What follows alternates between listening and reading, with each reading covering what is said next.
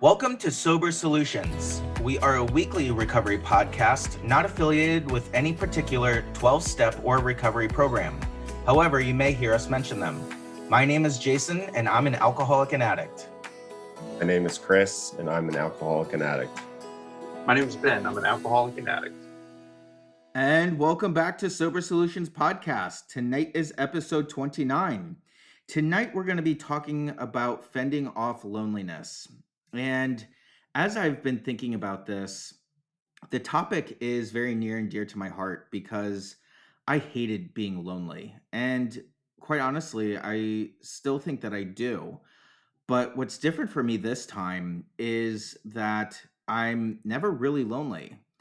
And I can be alone without feeling lonely. And a lot of that has to do with the fact that not only have I been on this journey for self-discovery and self-awareness and self-love, so I don't mind the person that I'm with anymore, but also I have this amazing fellowship. And so, guys, what are your thoughts here on this topic of fending off loneliness?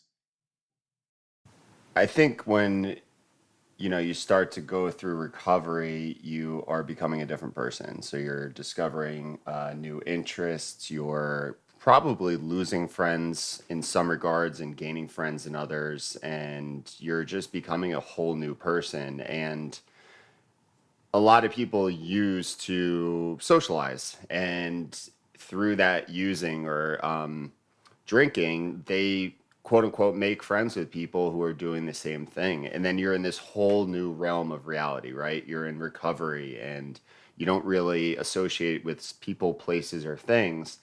And as you're becoming and rediscovering the person you are, sometimes it can be lonely because a lot of it is you're left for the first time in your own thoughts, and you're a lot of the times just by yourself. And like you said, hopefully you get to a point where being by yourself is okay and doesn't make you feel lonely.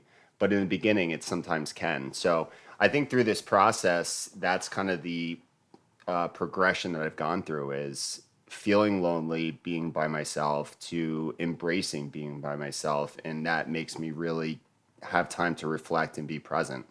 That's a good point on losing old friends through recovery. So, have you done that? Have you gone through your friends list and selected the people that you want to keep in your life? Or has it kind of happened naturally, Chris?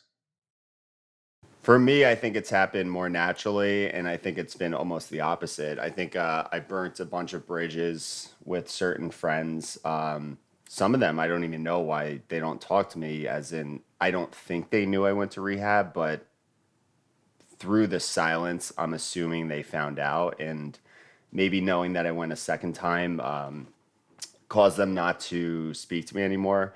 But other friends, kind of through natural selection. However, I would say I've gained some close friends through this process. And the people that are still there for me are people that I can always rely on. And, people I talk to daily now, I'm closer with than some people that I've known for the last 20 years because I talk to them about actual real life stuff, real life content. And I dive deep into conversations with them. And I can't remember previously when I've done that.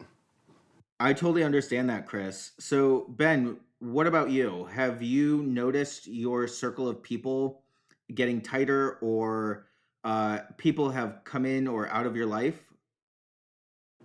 It's a mix of both. Um, so I never ran with any kind of crowd. I was the only addict I ever knew, that my family ever knew, that my friends ever knew, and I kept it such a secret that it was such a big shock to everybody. Um, so you know, I didn't lose really any friends. Like they were all there to support me. Um, I think life happens. I think, and what Chris was talking about, where you lose certain people, and I think some of that is just life. You get married, you have kids, you're just on totally different levels of responsibility, and the parents that understand what it's like to drop your kid off in sweatpants at 7:30 in the morning, that's just a different life than some people. But, in terms of recovery, that network has definitely grown. Um, it's Before we started recording, we were talking about people we were in rehab with, and I had saved them all with the name of the institution we went to, and I don't. Not only do I have to talk to them, I don't remember. I don't remember like 80% of them, and it's a little disappointing, I think, because they were such a big part of my life at that time. But no, going to the original question of how fending off loneliness, I was a big isolationist when it came to drinking, um, and I was a big isolationist when I just wanted to kind of be by myself, even when I wasn't drinking. I don't, I can't really give you a good reason as to why, but you know the the thing that helps me fend that off the most now is definitely my daily meeting in the morning, where there is that sense of community, where it's different than with you guys, because you guys were like four just foster brothers that were thrown together, and somehow we put up with each other. And and the room or the fellowship is a different it's a different type of, I feel a different type of responsibility to them. It's like a family, but it's like the extended family almost. Like, you guys are the brothers, they're the cousins and the aunts and the uncles that you don't want to let down. But yeah, it's to your original question about that network growing or shrinking. The original group has stayed the same for the most part. In fact, it's probably gotten stronger. Because I think it definitely made us realize that you never know what's going to happen. And it was me just going to rehab, but you don't want to take those relationships for granted. And I think that's helped me connect with my group of close friends even better. But then my recovery network is obviously growing, and the people that stay around longer, those relationships grow and get stronger and stronger and stronger. Like Chris said, where you're talking about real shit. We're not just like sitting here talking about types of fast food. Well, we do, but in between that, we talk about some real life stuff, and that's a different type of connection that I don't know if I had before. I think that's a great point. And, one of the things that I've heard in the rooms is that, this is tricky stuff. Being in recovery is not easy. And I know for me, when I tried to do this by myself, when I didn't have a sponsor, I wasn't doing the steps, I wasn't in any kind of recovery program, I wasn't trying to make friends in the rooms that I was going to, I was just going at this alone.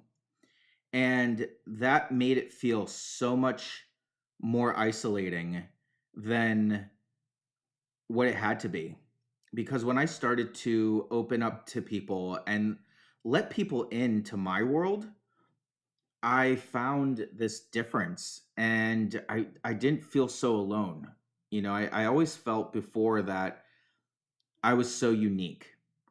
And I want to talk a little bit about this idea of terminal uniqueness that comes with recovery. Because at least for me, I suffered from terminal uniqueness, which really for me is that I'm the only one that has this story. I'm the only one who has to travel this path. I'm the only one who has to fight these battles. And that's not true. I mean, just looking at the screen right now, it shows that and proves that. But there are millions of us in recovery today. And I know that for me, it was so hard to connect with people because I didn't trust them. But once I did, I found this new freedom in recovery. So I guess my question is, do you or have you suffered from terminal uniqueness? And if so, how did you get through that to be able to start connecting with other people? We've said on this podcast, or I've said on this podcast many times, that you're not really special. And I say that jokingly, but you're not unique. And I say you, the collective you, but all our stories are very different, but all the same. And, if you go to any meeting, any type of meeting, they'll say, you might be from different places, but the emotions are all the same. You might be have a different way that you got here, but the emotions behind the disease are the same. And when you're in active addiction, it is very easy. Most people do think they're unique, special, poor me, and the world is against me. And then you get to recovery, and it's the complete opposite. It's you have this community supporting you, and you're surrounded by positivity, good feelings. It's not easy. I agree with that statement. It's not easy, but the support is there. And to answer your question about terminal uniqueness, when you get out and can start, I think that once you start relating to people, actually listening to people and not just speaking and talking about yourself, you start to connect with people. And when you start to connect with people, you not only lose that, hey, I'm unique in this world, you lose that sense of loneliness as well, but you start to actually engage and create friendships and have positive connections. The idea that you just brought up, Chris, about relating and not so much comparing, for me, I didn't see that. I come at it from a different angle than you guys because I don't have relapse in my story yet, as they say. Um, but for me, it was like that relation, came. I think it was the Sunday that I was in rehab. Um, after Saturday, I tried to talk my way out, and they wouldn't let me go. Um, and this girl's talking in the newcomers meeting, and she's sharing this story, and like I remember on Saturday talking to the therapist and telling her like, no, it's about like my personality disorders and my narcissism and my manipulation and all this stuff, and then this girl's telling this very powerful story. She's terribly emotional, and I think her mother had committed suicide or her boyfriend. I forget what it was. Just this horribly tragic story, and I'm listening, and she's like folding in all of the things that I was talking about, like being able to con people and manipulate. And I was like, wait a second, this is really weird. I don't understand it. Like I'm relating to her, and I didn't understand why. And I eventually found out through rehab, the whole point. But the thing that I kind of started thinking about was, I think if you look at the way the program that I work um, they tell you 90 and 90.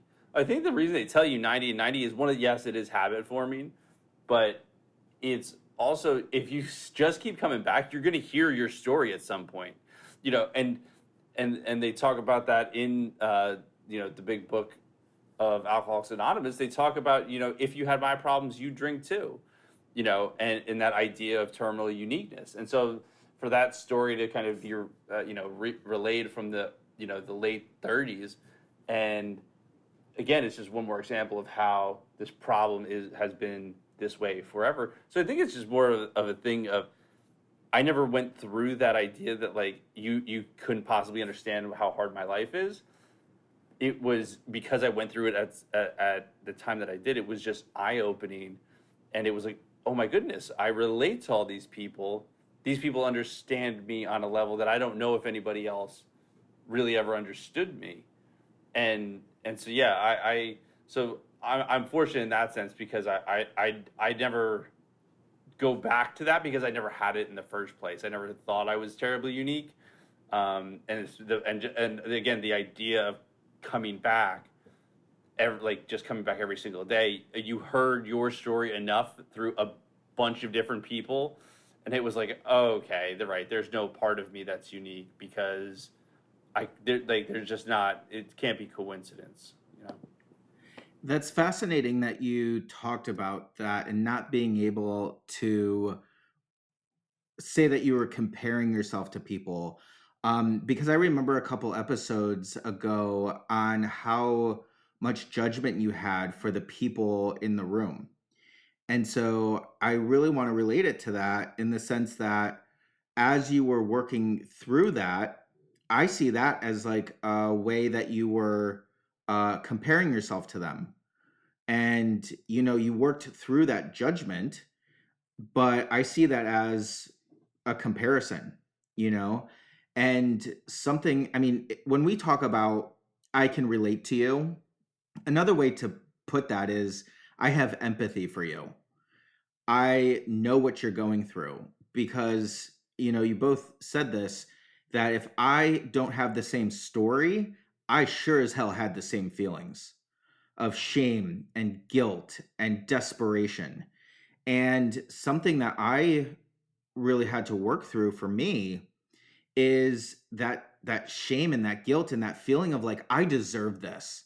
I deserve to be alone. I deserve to be lonely because I have fucked up my life so much. I've fucked up the life of my family. I've fucked up previous relationships. Why would anyone want to be with me? I don't even want to be with myself. And so I had to get through this idea that not only was I in good company as we're talking about, but that I don't deserve to be lonely. And loneliness is a choice. Loneliness is a choice for us because at the end of the day, we have each other to reach out to. And I've heard this many times before, the phone always seems to feel like it's, 1,000 pounds.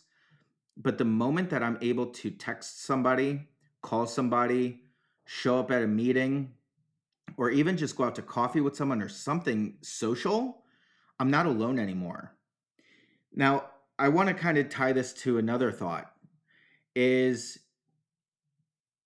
through my recovery program, I have developed this new relationship with a higher power. And if I truly believe that I have this higher power, which I do call God, people can call it whatever they want. My concept of a higher power is energy. It's not the Christian Catholic, previous religion God that I had. Um, but if I truly believe that my higher power has my back, I'm never alone. So, really being able to connect to my higher power in a different way has taken away that loneliness for me too. So, what's your relationship to your higher power in that sense as it relates to having someone always have your back? I think I've struggled through. I got introduced to rehab 5 years ago or 6 years ago, and that was kind of the first thing that got thrown at you is, all right, get a higher power. You're not the be all and end all of the universe, which I completely agree with. If I'm the highest power, quote unquote, and there's no God or there's no higher power, as people say, then that's pretty lame. So I definitely believe in a higher power. I think I've struggled with connecting with a church per se. You say Catholic, Christian. I grew up Protestant, but all the same thing in a one sense. I almost want to connect with that church or a church because of the sense of community, and I really do connect with that sense of community. Anytime I volunteer, it's at a Protestant church. I love the people there. I love helping people. That's also why I love going to meetings. It's the sense of community. It's the sense of being part of something bigger than yourself. Your question is, how does a higher power give you that sense that, someone has your back?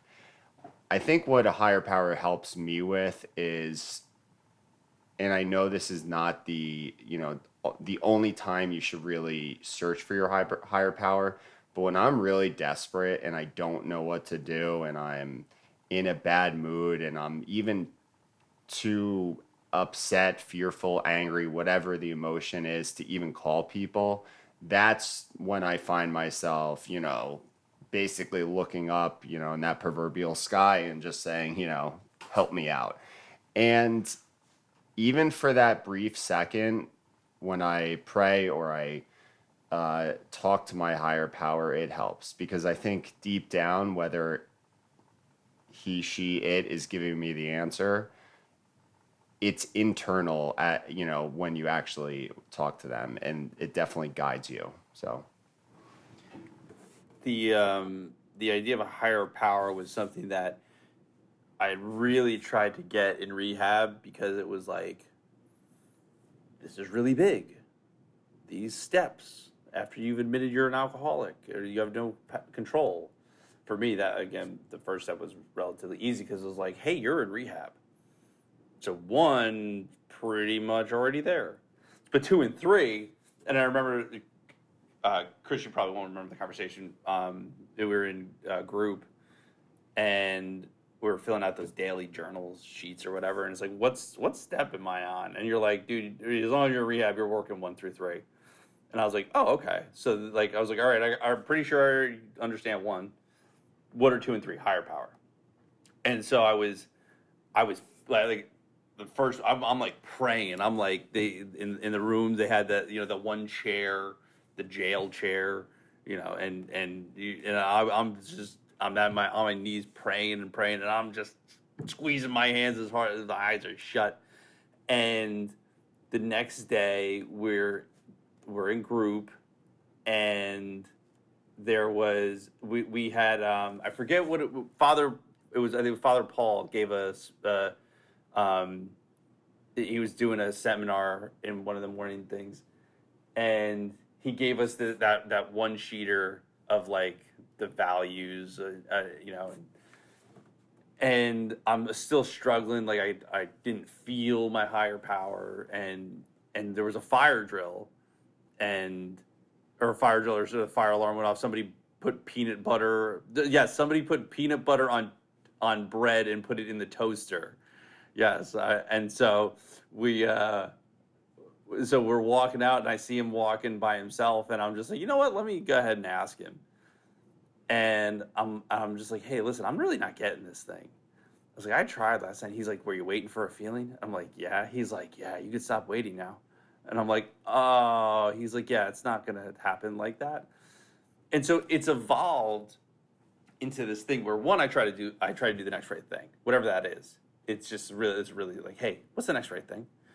And then when I broke down the serenity prayer, like in third step meetings, um, it's you pray for serenity, uh, courage, and wisdom. Well, those are 3 tangible things. Like those are 3 things that you can acquire over time with practice. But because they take practice, they take patience. So for me, it was literally just a matter, again, of forming a habit of practicing patience and praying for patience and just being like, dude, I don't know if I'm going to get this today, but I'm going to try and hopefully it works. And so for me, I never really went down that route. And Jason, I've heard people, obviously being in the rooms, you hear people reference their higher power, they choose to call God. Like I've just never spent any time trying to label it as anything at all. And just for somebody said something in a meeting once. They were like, "Look, I don't know about any of this, but I know that I went through a ton of shit, and I came out on the other side, and I can't explain to you why, and I couldn't explain to you how I got through it. So I'm not going to explain to you how I'm getting through this stuff now, because this stuff's way easier than when I was in the midst of my addiction. So I'm just going to keep getting through it." And so, yeah, so, tying it into a higher power is you just have to believe in something bigger than yourself. That's it. Like, there's no other secret. Like, like, at the end of the day, I can't be the one that's making the decisions, because my decision making when I was in control was horrendous, and it literally got me into rehab. So So it's a I don't come at it with as much definition, but it's just kind of, again, I wish I had something more profound, but it's just I don't want to try to explain it, because I feel like me trying to explain it any further just becomes me trying to maintain control of something that I really can't explain. I think that's a great point too. We don't have control over that. Our higher power has control over us in a way. I want to pivot to the solution now. So we have identified what these feelings of loneliness are. We have really talked about how isolation is the real foundation of what our future problems are if we continue in this isolated state. It really gets us closer to a drink, closer to a drug. So, what do you guys do to fend off loneliness proactively? And part B of this question is, if you do feel lonely, how do you get yourself out of that? Chris, do you want to go? Yeah, I think one thing I try to do, which I'm not too successful at, which I try each day to do less, is stay off social media. And I know that sounds simple, but social media never makes me feel good about myself or about the situation I'm in. I always compare. I always am jealous of something, and I know I shouldn't be. And 90% of the world probably would be jealous of things that I have, but I could have everything in the world and I'd be jealous of the one thing I didn't on social media.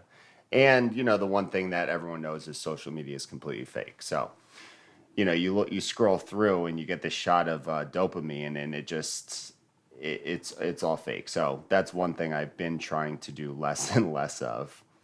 And on the contrary to that, being outside, exercising, doing stuff that gives you a sense of purpose and pride. So, like I said, even if it's not, going to the local shelter and volunteering, just progressing your family forward, whether it's like mowing the lawn or doing a project in your house, woodworking, whatever that is. I think those are things that really help my sense of loneliness, because it keeps my mind off something. If I'm truly lonely, though, a conversation is what I usually go to. So I am very proactive about calling people. So I never really go a day without calling at least 3 or 4 people. I mean, I just have this, basically I scroll through and I have about 100 Seabrook people, or in the meetings, and I just flick my phone and I'll click one and I'll call them. So I would say I'm very proactive in that, and that is the biggest thing I do to fend off loneliness. So I have a question around the social media, because on one hand I agree with you. I think that people post things to make them look a certain way to the world, right? Um, the other side of that is that social media could connect us to other people. And one thing that I'm committing to by the end of the year is going through my Facebook, my Instagram, I don't really use Twitter, but going through my social media and taking out all of those people that I just don't connect with. And whether I added them for one reason or another, they're just there. And cleaning out my friends list to people that I just actually am friends with. Um, and so what's your thought on, do you think social media could be used for that purpose? Yeah, I mean, social media definitely has a purpose when properly used, and being self-aware. I'm very self-aware. I've said it many times, this case of keeping up with the Joneses. I actually have been doing the same thing as you, Jason, since I got out of rehab last year. Every single day, you know how they have the birthday notifications? If I don't have your number and I'm not calling you within a year, I delete on Facebook. So I've gone down from like 1,600 friends to like literally, I think 360. And even that list, I probably talked to 36 of them, and I just felt bad about deleting some like really close old friends. But We made the I'm cut, Ben. yeah, you guys made the Woo! cut. Or did you? No, just kidding. No, but I agree. I mean, there's no reason for me to see about, the house that Amy Schmidt bought in Arizona when I haven't talked to her for 20 years. And then, I go down that rabbit hole of clicking and this and that. But to connect people, social media definitely has a purpose. I have a big group of family in Florida, and I am close with them, or I was close with them, and it's a good way of me being up to speed on their lives and my nieces and nephews who I don't get to see. So I do think, like you said, social media has a purpose. I just don't like when I get in that rabbit hole of sitting there for 10 minutes scrolling and seeing, when it brings up feelings that I don't want to sit in. I totally get that. I totally get that. Ben, how about you? How are you fending off loneliness? Or if you do get lonely, how do you get out of that feeling? The it's an intriguing proposition, this social media uh, excavation, I guess we could call it. Yeah, I'm an old man when it comes. I hate social media. I I s- I have no time for it anymore. And I used to be like the biggest on Facebook and just arguing with people. And it it was my birthday in September, and I remember going on, and I had like 50 notifications of people wishing me happy birthday, and I'm like, oh crap, I forgot this was a thing. Like, I totally forgot that these people existed. And yeah, I to your point about connection, I definitely see it. I it's just, you know what it is for me? It's like it's about validation. Like it's not. I'm not so much like trying to keep up with the Joneses or like looking what I was trying to put stuff out to be validated by other people. It's like, why do I really care? Like, honestly, like I just don't like, it. Chris, you guys are just down to 360. I think 360 would be a high watermark for me. I don't. Yeah, I don't.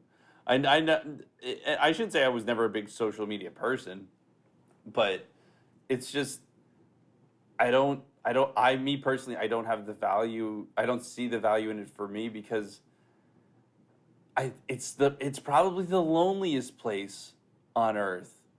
You're putting stuff up there to say, hey, look, this is where I'm at. Are you though? Are you at that place of happiness? Or is the family photo real? Are you excited to be with that group of friends that you haven't seen, getting together with your besties? Are they your besties? I don't know. Maybe they are, maybe they aren't. I don't care what you think about me and my best friends. So I really don't like, here I am in the middle of judgment. We should put this in the other episode. Um, but yeah, it's just I don't want to I don't want to search for that validation anymore from people that, like I said, if it's a I now I'm feeling bad because I know my grandmother's on social media and she listens to this, so she's gonna think I don't like her. But I'm just kidding, Grandma, Kitty. I'm, love you. But yeah, no. So for me, I never found connection on social media, so I don't have to fend loneliness off there. I don't. My starting every day with a meeting, it's really hard for me to feel lonely.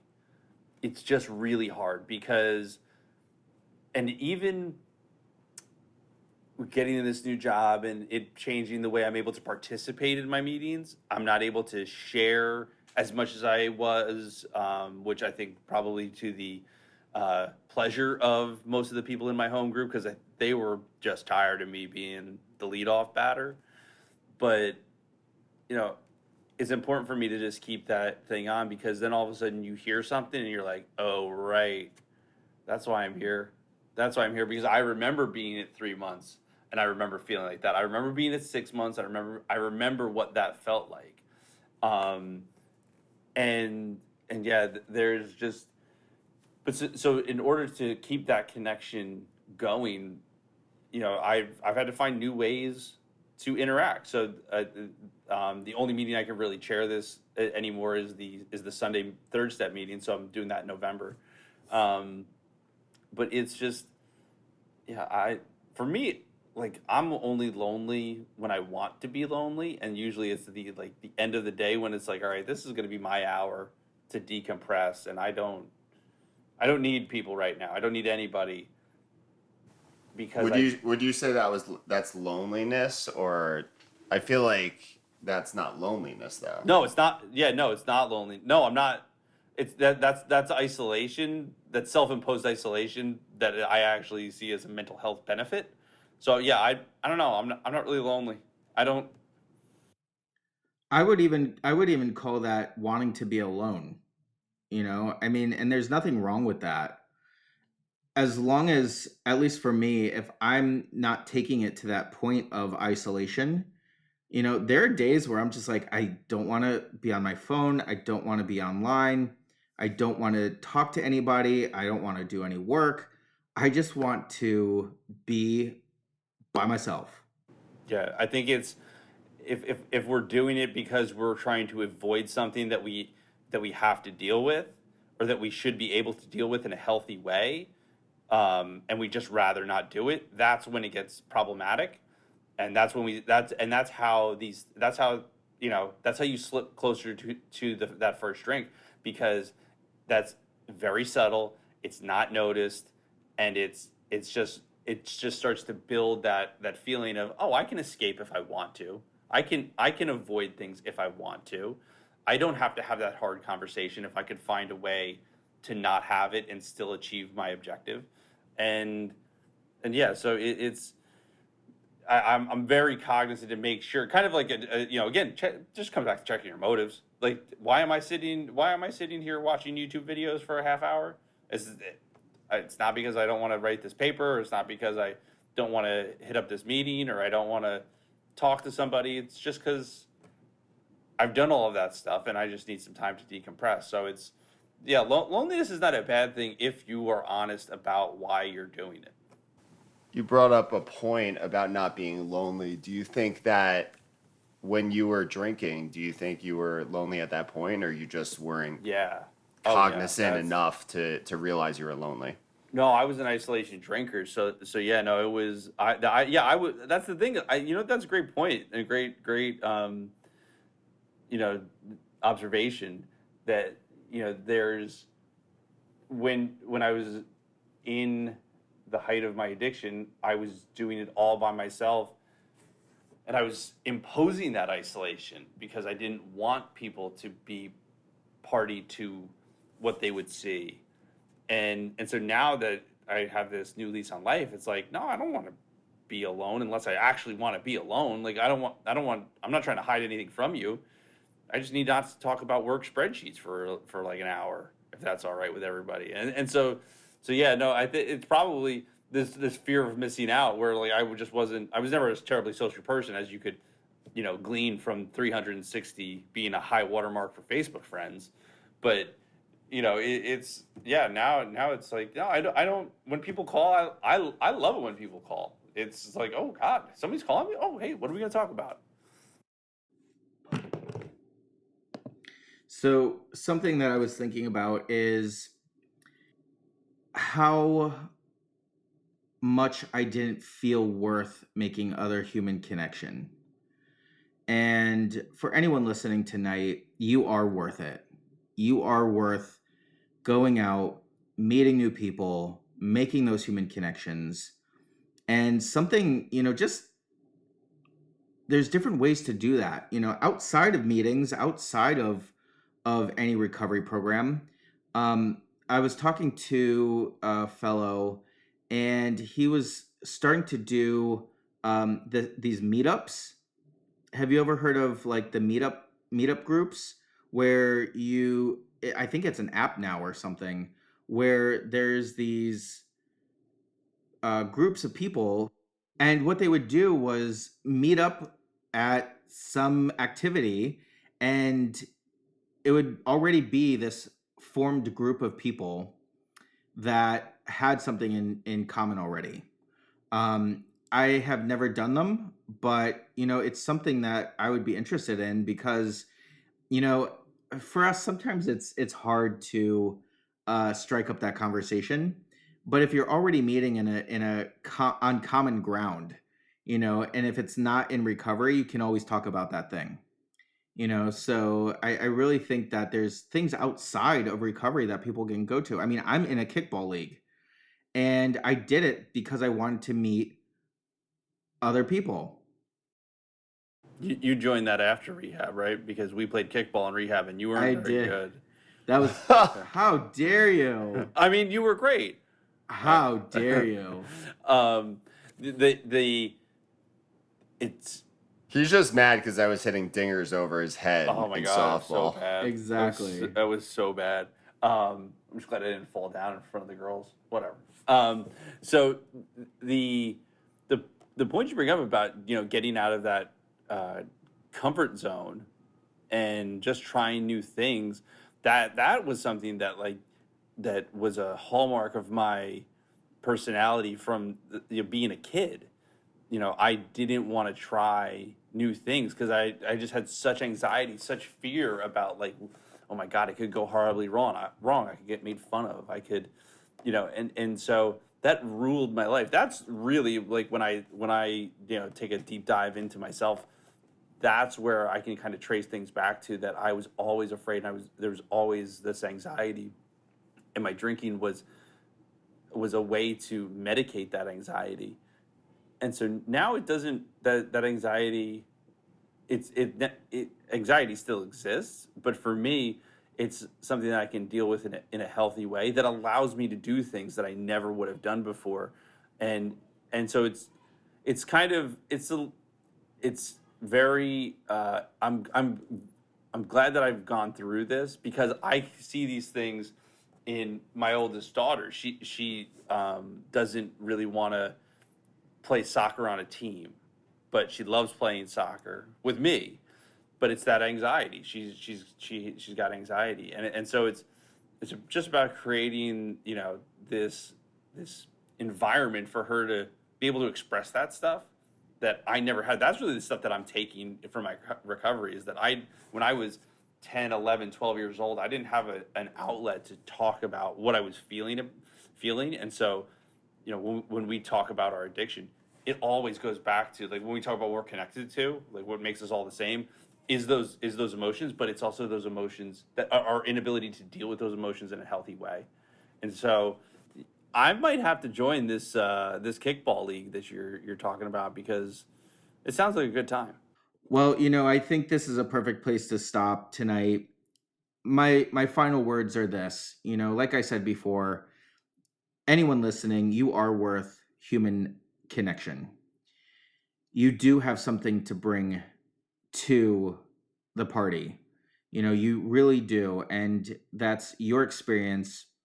And at the end of the day, if there's anyone that you want to connect with, reach out to them. If you don't know who to connect with or you don't know how, reach out to us. Send us an email. Shoot us a message on Instagram or Facebook. And we would love to connect with you and get to know you. And as always, tonight's episode is dedicated to the still sick and suffering alcoholic and addict, especially the individual who's going to pick up for the first time tonight. Have a good night, guys. Have a good night. Have a good night. We appreciate your liking and subscribing to our podcast. If you liked what you heard today and would like to support our podcast, feel free to Venmo $1 to our virtual basket at Sober Solutions Podcast. We want to hear from you too. If you have a comment, question, topic, or would like to come on the show, find us on Instagram, Facebook, or YouTube at Sober Solutions Podcast. Or you can shoot us an email to sobersolutionspodcast@gmail.com. Find us on Apple Podcast and Spotify. And if you like what you've heard, Make sure to subscribe, rate, and review the show.